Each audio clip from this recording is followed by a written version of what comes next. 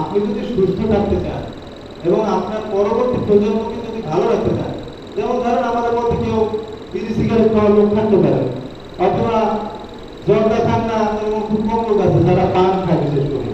এখন আপনি তো মনে করেন কি যদি জর্দা খাওয়া বন্ধ করে দেন, আমি আপনাকে বলবো জর্দা খাওয়া বন্ধ করতে। আর যিনি বলবেন কি জর্দার দোকানদার অথবা ফ্যাক্টরিওয়ালা, সে বলবে যে জর্দা যত বেশি খাইবে তত বেশি আমার না, বলবে না? সে তো এসে বলবে না যে আপনি ভাই জর্দা খাইয়েন না, সেটা কি দোকানদার এসে বলবে? বলবে না। তাহলে আমাদের সচেতন হতে হবে, আর দোকানদারটাকেও আমরা সচেতন করবো পরিস্থিতির ব্যাপারে, কারণ সে লোকটা তো সমাজেরই অংশ, সমাজের অংশ না। তাহলে আমাদের সেই জায়গায় হচ্ছে গিয়ে আমরা ঠিক করার চেষ্টা করতেছি, আমরা তাদেরকে বোঝানোর চেষ্টা করতেছি। এবং একটা জিনিস হচ্ছে কি, আমরা ধরেন অনেক সময় বলি যে আপনি এইটা করেন বা সেটা করেন, কিন্তু তাকে কোনো আমরা যদি অল্টারনেটিভ কিছু না দেই, আমরা যদি তাকে আপনার বিকল্প কিছু না দেই, তাহলে সে করতে ব্যবহার করবে না বলেন তো? সেই বিকল্প চিন্তা আমাদের করতে হবে। সেই বিকল্প চিন্তা করেই কিন্তু এই যে রূপান্তর আপনাদের এই যে কাপড়ের ব্যাগের ব্যবস্থা করছে, বুঝতে পারছেন কথা?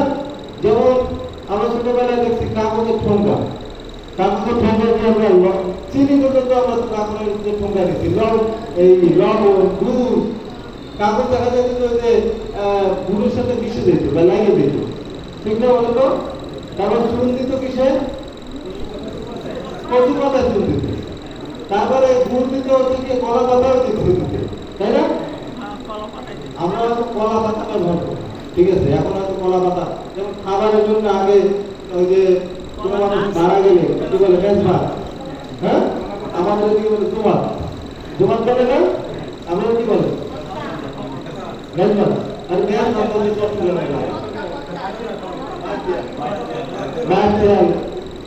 তো দোয়া বাবা কাছে যাই হোক, মানে দোয়া অনুষ্ঠান, তাই তো? দোয়া অনুষ্ঠানে সেখানে এখন ধরেন আপনার গিয়ে অনলাইন প্লেট পাওয়া যায় অথবা সিরামিকের প্লেটও পাওয়া যায়, কিন্তু সেই সময় কলা পাতায় খাওয়া যায়। আমরা সেই পর্যন্ত কলা পাতায় এখন যাবো না, বাট আমরা অনলাইনে কিন্তু বের করতে পারি। যেমন আপনার দেখেন আগে ছোটবেলায় দেখি এই যে রশি, পাটের রশি ব্যবহার করতো, দোকানদাররাও পাটের রশি ব্যবহার করতো, ওই যে পোড়ানো থাকতো, তারপর হচ্ছে কোনো কিছু দিল কাছেই দিত না বলেন তো? আমি ভুল করছি? এখন আমরা সেই পাটের সম্পর্কগুলো বন্ধ হয়ে গেছে, এটার সাথে বিভিন্ন জিনিস জড়িত আছে। তো সেক্ষেত্রে সেটা সরকার উদ্যোগ নিবে আশা করি, কারণ সরকার যেহেতু এই ব্যাপারে কঠোর অবস্থানে আছে যে পলিথিন ব্যবহার করা যাবে না, তাহলে সেটার অল্টারনেটিভ সরকারও চিন্তা করছে। আর ব্যক্তি পর্যায় থেকে আমরা কিভাবে এটা কমানো যায়, যেমন আপনি যদি একটা ব্যাগ বাজারে নিয়ে যান, ব্যাগ বাজারে নিয়ে গেলে আপনি ধরেন 10টা আইটেম কিনলেন, পটল কিনলেন, আলু কিনলেন, আপনি ধরেন টমেটো কিনলেন। এখন আপনার যেটা হয় যে ব্যাগ বাজারে নিয়ে না যাওয়ার কারণে আমরা অনেক সময় তেলও হচ্ছে গিয়ে পলিথিনের মধ্যে দিই, তো তেল পলিথিনে নিলে দুইটা বিপদ, এখন হচ্ছে কি আপনার পলিথিনের ব্যবহার বাড়তেছে, আর একটা হচ্ছে গিয়ে তেল ফুটো মানে পলিথিন হাত থেকে পড়ে গিয়ে, অথবা আমরা তো প্রচুর পরিমাণে রাস্তাঘাটে দেখা যায় যে লোকজন একজনের গায়ে ঢাকায় আপনার হাত থেকে পড়ে গেল, তেল ফেটে গেল, তেল সব পানিতে মানে মাটিতে পড়ে গেল বা নষ্ট হয়ে গেল। এই দুইটা দিক থেকে আমাদের কিন্তু ক্ষতির সম্ভাবনা আছে।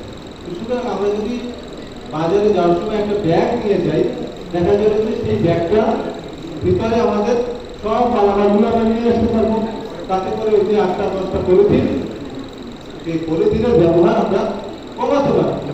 পলিথিনের ব্যবহার আমরা